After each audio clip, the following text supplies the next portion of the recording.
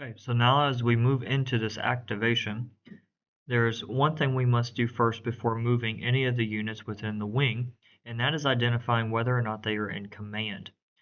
So just a reminder of where we are at. We've rolled 1d6 once we activated the blue wing and determined that that wing would have 6 movement points as their base movement. The base movement for the blue wing is 6, but before those units can move, they must be placed in command. To be in command, you must be within the command radius of the wing leader. So this wing leader is Grant. His command radius is 3. So any units within 3 are automatically placed in command and can do actions. We see that he is stacked with the 1st Brigade. So that 1st Brigade will be able to automatically activate because they are in command. That is not the only unit under Grant, however. On the other side of the map, you see here, or at least on the other side of the screen, under this Abati 1 is Campbell, who was historically at this point at Wilmington. So in this scenario, he is set up at Wilmington because that was part of the supply line for the British side. If I want to activate Campbell to do any actions during this turn, I have to roll for him to be in command. And in order for him to be in command, he has to roll 1d6 and have a 4 or higher in order to activate. His morale, noted by this number on his counter, serves as a die roll modifier, or a DRM. You'll see that Campbell's is a 0, so he does not have a die roll modifier. So we roll to see if he will be in command. He will not. When they are out of command, they are placed or marked with an out of command marker and may not perform any actions in this half-day turn. However, on the next half-day turn, regardless of if they are in the command radius of their commander, they may automatically activate. This keeps units from sitting still for long points during gameplay.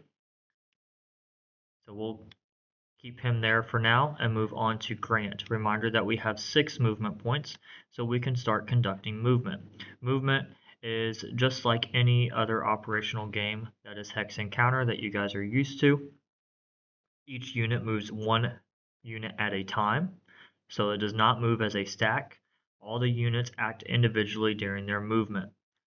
In order to move, you're going to gain fatigue. You have to add the fatigue first, and I'm going to move the 1st Brigade. Now on the Vassal module, it is added in. If you right click and hit increase fatigue, you'll see the number pops up on the bottom to keep from having counter clutter in the Vassal module. So I'm going to go ahead and move him 1 along the road, 2, 3, 4, 5, and 6. Then I proceed to Grant. Notice how they are moving at different times. So they operate, even though they're within the same wing, as individual units. I'm going to delete this fatigue marker. Grant adds his fatigue before moving, and then starts his movement. 1, 2, 3, 4, 5. Now, this starts to show how columns get drawn out along the road. I have used 5 of my 6 movement points.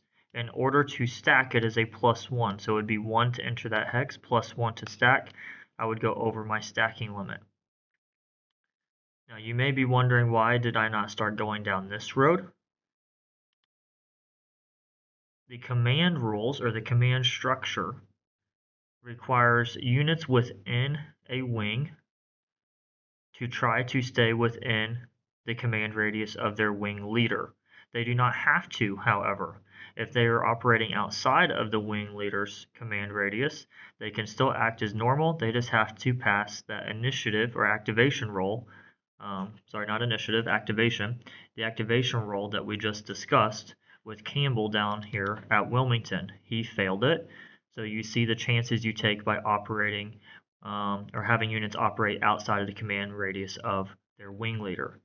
Wing leaders, however, also have a command structure they have to follow.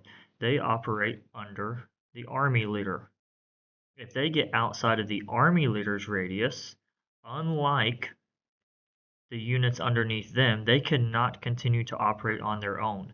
Their movement, if they choose to move, must finish closer to the command radius of the army leader than how they started their turn.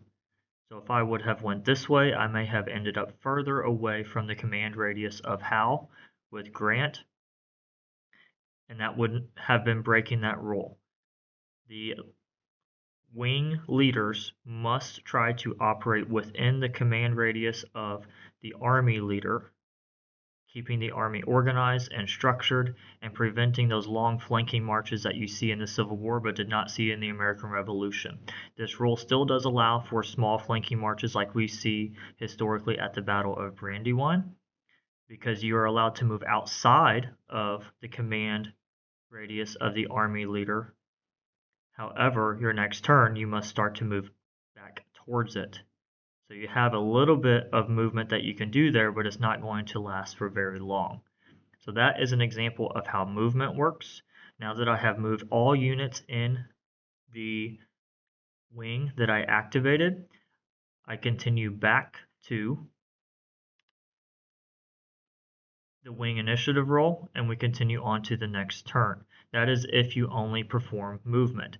Now there is one more form of movement that I can do that I'm going to show you, and this is the last thing we'll cover in this video. Units within a wing must perform all of their actions during that wing.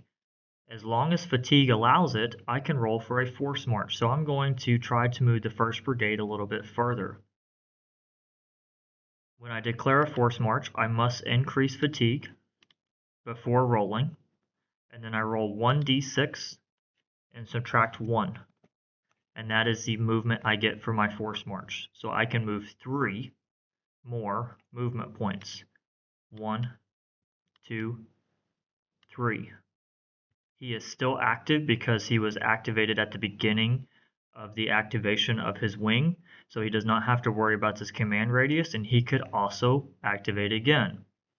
However, it is still 1d6 minus 1, but fatigue has an impact on movement as well. So this is 1d6 minus 1 for a force march, and minus 1 more for being at a fatigue level 2. That would put him at no movement points.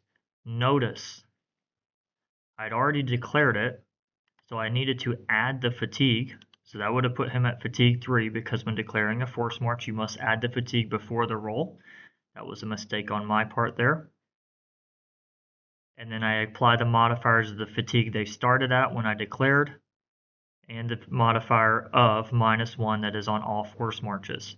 It is not a minimum of 1 hex movement on a force march. On all other movements, it is a minimum of 1 hex movement, but on a force march, you take that gamble of rolling too low, and then you're not able to move. So that is all for movement. We will continue on to the next part of the sequence of play and maybe look at some combat in our next video. Thanks for watching.